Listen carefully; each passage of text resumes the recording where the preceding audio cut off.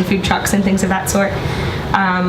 Went down, talked to some of the vendors about their products, looked around and kind of to see what the atmosphere was, because I had never been there before. So when I'm thinking that I'm going to tell other people who may or may not be from Youngstown about this place and they haven't been there and this was my first time, how am I going to describe it to them so that they want to come the next time? Because as much as this is like a blog of just an experience, it also is sort of trying to sell Youngstown and what Youngstown is, because it's basically what we're trying to do is say it's not as boring as people think it is, because it's not once you really get out there. So what I would do is I'd talk to the vendors. I would talk to someone who maybe was a big part in organizing it. Usually you can just look that up. Like they have a Facebook page. You can message the Facebook page and be like, hi, I was going to this thing and I really want to know more about it. Who set this up? Who can I talk to? And people really like talking to people. So if you just do that, people are into talking to you, giving you information. They want that publicity as much as you want to write a good article. Took a bunch of pictures of people buying things, eating, got some few things myself, because if I'm going to sell it to someone, I want to know if the food was good. I want to know if it was like a relaxed atmosphere. And then went home, had all my notes that I wrote down, and just started from the beginning. This is the Youngstown Fleet. It takes place these dates. You can find the dates here and put like the link to the website. There was a bunch of different vendors, including this, and this. These specific ones work together to combat homelessness in Youngstown. These ones work together to be like stay-at-home moms that are trying to get mothers out of the house and fight postpartum depression. So it's just something like the basics, what you would want to know, and then something really interesting to bring it home. And you can do that with almost anything. It's not, for some people that might be shy, it might be a little more difficult because you're not used to going out and like talking to people and being in front of people, and especially if you're into photography, something that I had to learn as a journalist is you have to get in people's faces, and it seems weird, but I promise you it's not. Other people don't think a single thing of it, bless you.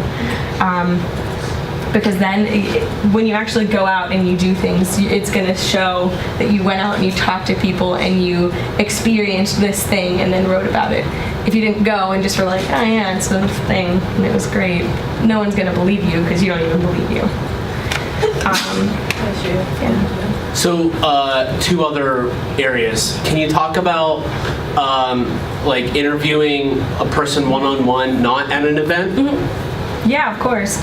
So I'm trying to think of examples because I know I understand it more when I have an example. So say if you guys were talking to RJ about what he's doing here for this, is this considered a class? For yeah. The class, okay. What I normally do is I try to meet with someone face to face, because you can talk with them in person, you can't talk with them over the phone, you can talk to them via email, but you get a more of a connection when you're sitting down with someone and they're more open to talking to you. Plus it sounds a lot more conversational, and when you're reading things, unless you're like me and like reading hard news, like data driven stuff, you want to read something that sounds like you're talking with this person. So I would usually, you can visit their Facebook, I would Google RJ, see what came up, see like, oh, he works at YSU, I can email his YSU email. Oh, he's the head of City of U, I can try to call the number that's listed for the City of U. I can try to find him on Facebook and try to get him to talk to me that way, because sometimes people don't answer one thing or There's a bit of stalking involved? Yeah, there's always a little bit of stalking, but if you do it nicely and aren't weird, then no one's going to say anything. But I've had times when I was talking to people and they wouldn't respond to my emails, they wouldn't answer my calls, because like I don't answer calls if I don't know the number, I just wait for them to leave a voicemail. And sometimes people don't check the voicemail, and then you're left with no one to talk to. But I would try to arrange a time that he and I could meet. Say if he's like, I'm going to be downtown on Thursday at noon after I'm done teaching this class. Be like, okay, I'll meet you down there. Why don't we go to, I don't know, Joe Max, get a coffee, and just talk about your involvement in Youngstown. And when I normally do that, like say if I do podcasts for the City of U as well, so I sometimes will take 15 or 20 minutes before I actually turn on the recorder to start the podcast to get to know a little bit about them. So I'd be like, okay, I did some research and saw that you were a professor for X amount of years, that you are a founder of this organization, that you donate to this organization, and that you really have your hands in all different parts of Youngstown. Can you kind of give me an overview of what you do in Youngstown and like why you want to help this place when you don't even live here? And once we kind of get the conversation rolling a little bit, then that's when I turn on the podcast, or I keep my recording going so that I can get this information and write an article that doesn't sound like I just sat there and was like, how old are you? What do you like? What's your favorite food and your favorite color? Because that's it's more of a friendly thing. And when you're writing this, or when you're being a journalist or being a writer, or I don't know, just being a human being, you never want to come off as someone who's not approachable or really stiff when you're talking or uninteresting. No one wants to talk to you if you're not interesting. So even if you gotta fake it, just pretend you're super excited to see them. Super excited to That's talk what to them. they do with me every day. Oh yeah? Yeah, no. I was gonna say, everyone seems pretty quiet, which is nice. So, I'm interested in journalism myself, and like, I don't know how to exactly ask what I'm asking, but you just graduated, like, I guess, like, what's next? Like, what do you want to go into specifically? Like, what kind of job are you looking for? I actually just got hired. Today's my first day, so I'm all dressed up at WFMJ. I'm doing producing for the nightly news.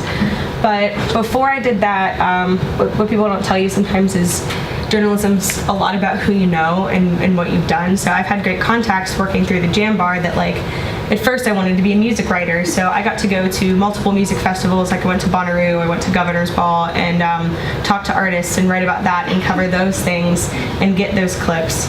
And I also went and covered the Republican National Convention when it was in Cleveland for a paper out there. So now it's like with those things, I kind of wanted to go elsewhere, but I started here. I want to write, I want to be behind the scenes, I want to like dig into all the dirt, especially with what's going on currently in the world. I want to make sure that I'm kind of on the forefront of what's happening and providing news for people. And it seems like for me, it started at home. So start here, get my time going. You kind of have to work your way from the bottom, but then once you get your first job, once you kind of get a year under your belt, you can go and do whatever you want. I know people who I actually met with someone who worked at WFMJ, and then 2 years into it, got a job producing the nightly news with Lester Holt at NBC. So like he's working there now. I have his contact information. Like we talk every so often. He's like, if you ever want to come out to New York, let me know. Like can't guarantee that you can make a great living, but I could get you a job. So you kind of have to wing it for a little bit, but then if you make good connections and you do good work, everything that you need will just kind of be laid out in front of you.